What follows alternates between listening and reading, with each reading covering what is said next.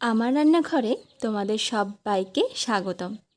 আজকে আবার চলে এসেছি আরও একটা নতুন রেসিপি নিয়ে। বাঙালি বাড়ির রবিবারের বেস্ট মেনু, খাসির মাংসের ঝোল। আর সেটা বানাবো একেবারেই কম মশলা তেল ব্যবহার করে, আলু দিয়ে পাতলা করে ঝোল। তো চলো দেখে নিই কী কী লাগে। প্রথমেই যেটা লাগবে সেটা হলো খাসির মাংস। এখানে আমি নিয়েছি 500 গ্রাম মতো খাসির মাংস। এই যে এরকম করে পিস দোকান থেকেই ওরা কেটে দিয়েছে। এবার লাগছে মশলা। আমি মশলাগুলোকে সব পেস্ট করে নিয়েছি। এখানে 5টা মতন পেঁয়াজ নিয়েছি, যেটা পেস্ট করে নিয়েছি। 16 কোয়া মতন রসুন নিয়েছি, আর নিয়েছি আদা আর লঙ্কা।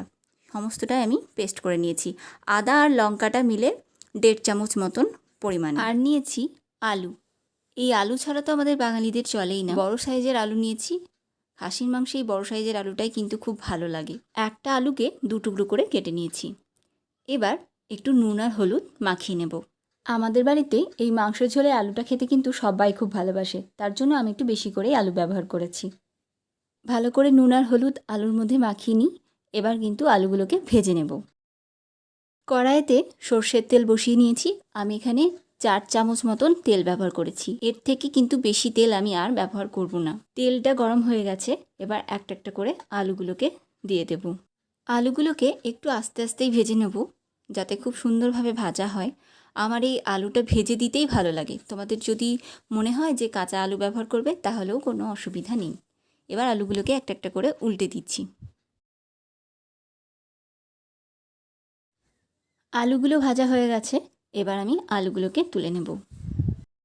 এবার ওই তেলের মধ্যেই দিয়ে দিচ্ছি একটা তেজপাতা, 2টো শুকনো লঙ্কা, 1/2 চামচ গোটা জিরে, আর দিয়ে দিচ্ছি 1/2 চামচ চিনি। ঝোলের রঙটা লাল করতে গেলে কিন্তু এই তেলেই চিনিটা ব্যবহার করবে, তাহলে খুব সুন্দর একটা কালার আসে। এই সময় গ্যাসটা কিন্তু একেবারেই জোরে দেবে না, আস্তে আস্তেই হতে দেবে। আর দিয়ে দিচ্ছি একটা এলাচ আর 1 টুকরো দারচিনি। দেখো চিনিগুলো কিন্তু সব তেলের মধ্যেই গলে গেছে। এবার দিয়ে দিচ্ছি বাটা মশলাগুলো। কাঁচা মশলার গন্ধ যতক্ষণ না যাচ্ছে ততক্ষণ কিন্তু আমি এই তেলের মধ্যে মশলাটাকে একটু কষিয়ে নেব। দিয়ে দিলাম 1 চামচ জিরে গুঁড়ো, দিয়ে দিচ্ছি 1.5 চামচ মতন হলুদ গুঁড়ো। এবার ভালো করে নাড়াচাড়া করে নেব, যাতে সমস্ত মশলাটা ভালো করে মিশে যায়। এবার খুব সামান্য একটু জল ব্যবহার করব, তাই মশলা রাখার যে বাটিগুলো আছে সেগুলো ধুয়েই একটু জল দিয়ে দিলাম। এবার ভালো করে মশলাটাকে কষিয়ে নেব।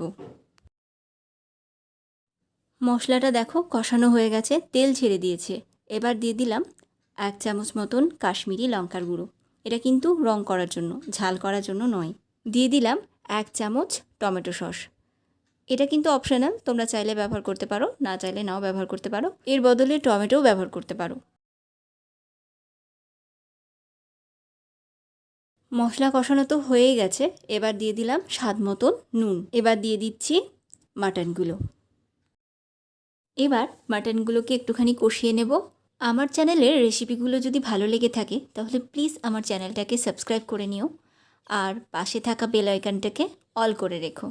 তাহলে যখনই আমি কোনো রেসিপি আপলোড করব তখনই তোমাদের কাছে সেই নোটিফিকেশান সঙ্গে সঙ্গে চলে আসবে। আর ভালো লাগলে অবশ্যই একটা লাইক করে দিও, কমেন্ট করে জানিও তোমাদের কেমন লাগছে। আমি ভেজে রাখা আলুগুলোও দিয়ে দিলাম, যাতে আলুগুলো এই মশলার সঙ্গে ভালো করে কষানো হয়ে যায়। তাতে আলু ভাজা, আলু কষা এই করতে করতেই আমার আলুগুলো কিন্তু প্রায় সেদ্ধই হয়ে যাবে, আর নতুন করে আলুগুলোকে সেদ্ধ করতে হবে না।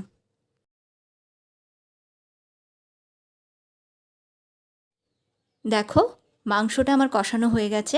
এবার আমি এর মধ্যে গরম জল ঢেলে দেব। গরম জলটা ব্যবহার করারই চেষ্টা করবে, তাহলে খুব সুবিধা হবে সেদ্ধ হতে।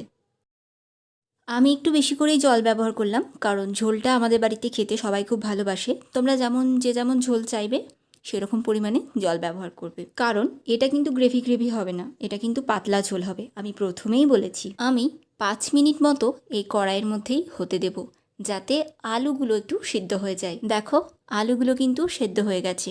এবার আমি এই ঝোলটা থেকে আলুগুলোকে তুলে নেব। সবগুলো আলুই তুলে নিয়েছি। এবার আমি এই ঝোলটাকে প্রেশার কুকারে দিয়ে দেবো। মাটনগুলোকে প্রেশার কুকারের মধ্যে নিয়ে নিয়েছি।